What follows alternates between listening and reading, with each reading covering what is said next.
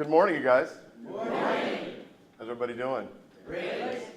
So look, how many of you all we're here at a great event today. How many of you all plan on doing some transformation of yourselves as a result of being here at the event today? Very good. What I'd like you to do is you all have a little piece of paper in front of you, a little Hilton Garden Inn note thing. Could you get that in front of you with a fresh piece of paper right out in front of it? And right at the top, what I'd like you to write down, I'm just going to give you a couple seconds to do this, is the one big thing you'd like to do as a result of being here this weekend.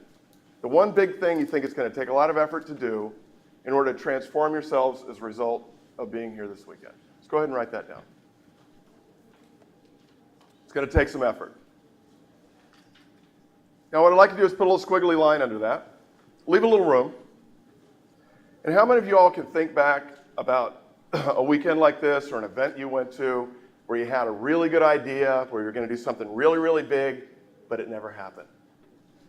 Raise your hands if you can remember it. Write that down. Write down one of those right now.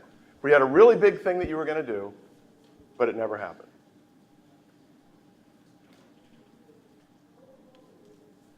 And we're going to leave that, put a little squiggly line under that. We're going to come back to that a little bit later.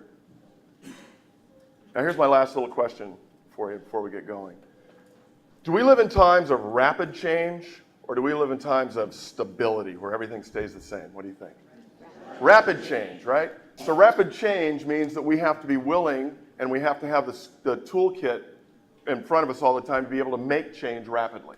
But here's the last question. Does change get harder as we get older, or does it get easier? Harder.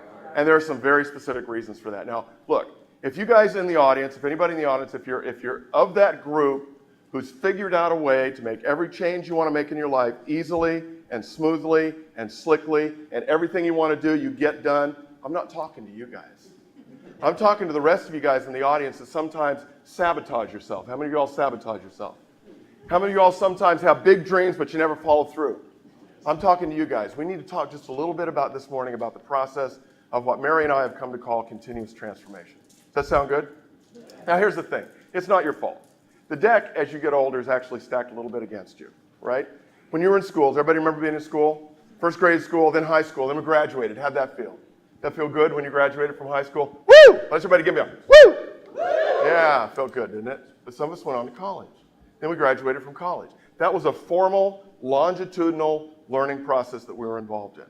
When we finally graduated from college, what happened to that formal, longitudinal learning environment? It went away. Now, some of us come to seminars like this, come to weekends like this, and we have big experiences, but is that the complete learning process? That just gets it started. That's just part of it, right? So our big problem with most adults is that we've kind of taken away the formal part of the learning process. We no longer have that. So when something presents itself that we have to learn, we no longer have a process to do that. That's problem number one. Problem number two, you guys ever heard of a book called Future Shock by Alvin Toffler? You guys realize that book was written in 1970? 1970, Alvin Toffler wrote the book about Future Shock. One of my favorite quotes in that book is, "The illiterate of the 21st century won't be those who can't read or write. Of course it will be those people. But the illiterate of the 21st century will be those who cannot continuously learn, unlearn, and relearn." Now it's unlearning. You know, when we hear that quote, it's unlearning that adults have the big problem with. You really can't take an old computer program and put a new computer program over the top of it, right? What do you have to do with the old computer program first? You have to uninstall it. Put in the new computer program, make it work. If you have an existing